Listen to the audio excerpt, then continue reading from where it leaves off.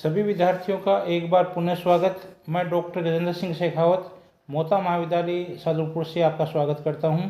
आज अपन एक important topic है अपक्षय और मृदा निर्माण। ये टॉपिक आज अपन इस क्लास में पढ़ेंगे।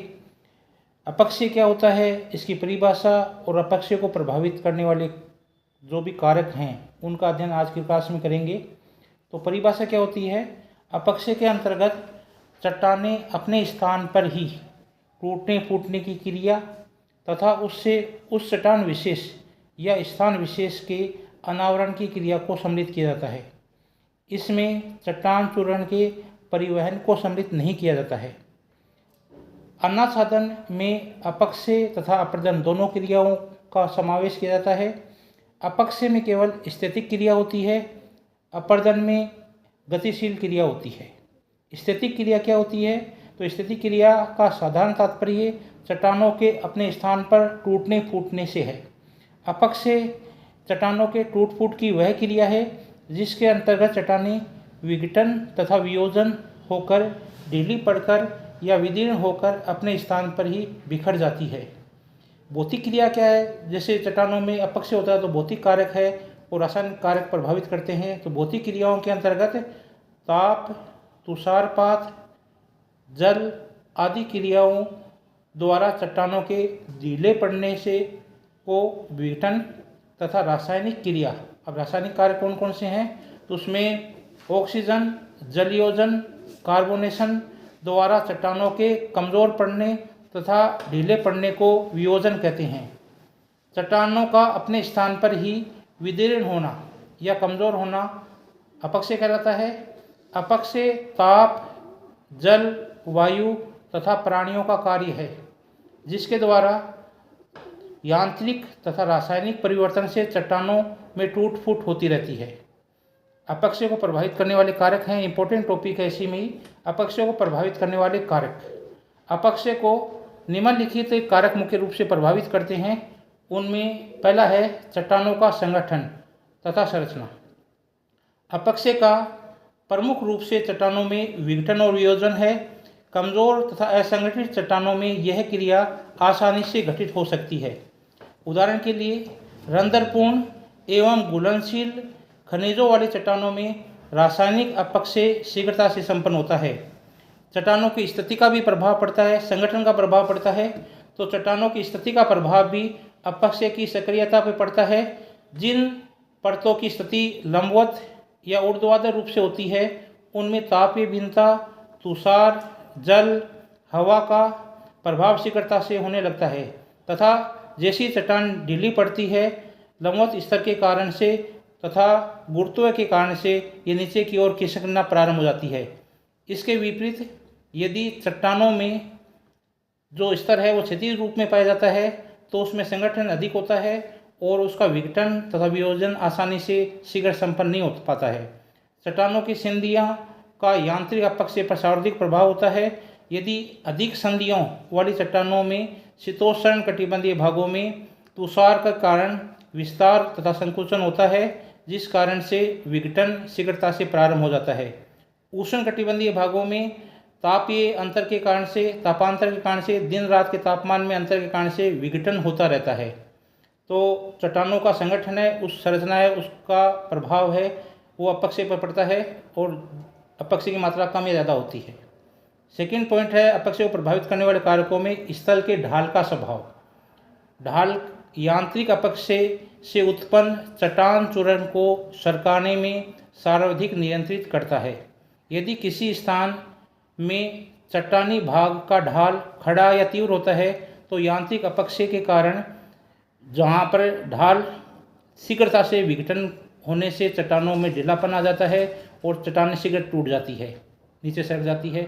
यदि अपक्षय से उत्पन्न सामग्री का शीघ्र स्थानांतरण हो जाता है तो अपक्षय की गति और अधिक प्रबल हो जाती है। सामान्य ढाल होने पर अपक्षय की मात्रा कम होती है। इसके कई सारे कारण हैं। जैसे सामान्य ढाल होने पर सामग्री का स्थानांतरण तीव्रता से नहीं होता है, शीघ्रता से नहीं होता है। कम ढाल होने के कारण से चट्टानों का जो शीघ्र कमज़ोर नहीं होती है, इससे अपर्दन या अपक्षय की मात्रा ये कम होती है। तो ढाल का स्वभाव होता है, तीव्र ढाल है, लंबवत ढाल है, अपक्षय की मात्रा अधिक होती है और साधारण ढाल है, सामान्य ढाल है, अपक्षय की मात्रा कम होती है क्योंकि स्थानांतरण नहीं होता है चट्टानों का और चट्टानों का शिखर कमज़ोर नहीं होती है। तीसरा इम्पोर्टेंट कारक है प्रभावित करने वाले कारकों में जलवायु में भिन्नता। जलवायु का प्रभाव पड़ता है अपक्षय के प्रकार पर। अलग अलग स्थानों पर अपक्षय अलग अलग मात्रा में अलग अलग प्रकार से होता है। भूपटल के विभिन्न भागों में जलवायु की भिन्नता के कारण अपक्षय में भिन्नता या उसकी सक्रियता में पर्याप्त अंतर होता है।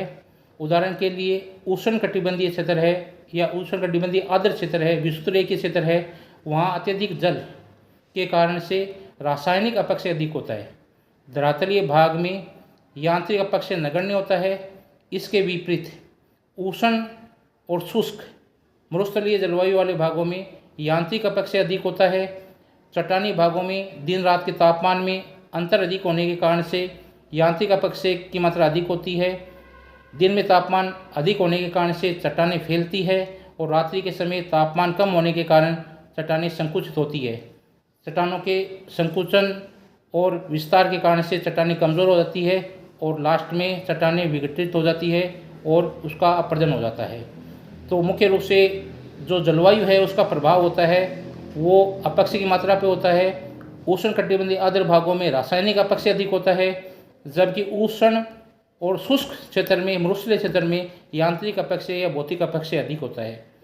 तीसरा इसी में जलवायु में ही पॉइंट है शुष्क शीतोष्ण कटिबंधीय जलवायु वाले प्रदेशों में यहाँ पर रासायनिक अपक्षय की अपेक्षा यांत्रिक अपक्षय अधिक होता है, क्योंकि चट्टानों के अंतर दरारें या सिंधियों में दिन के समय जो जल होता है वो प्रविष्ट हो जाता है, रात में जमकर ठोस हो जाता है तथा दिन में पुनः जमकर ये तरल अवस्था में पुनः पिघलकर तरल अवस्था में आता है। ये क्रिया लगातार चलती रहती है।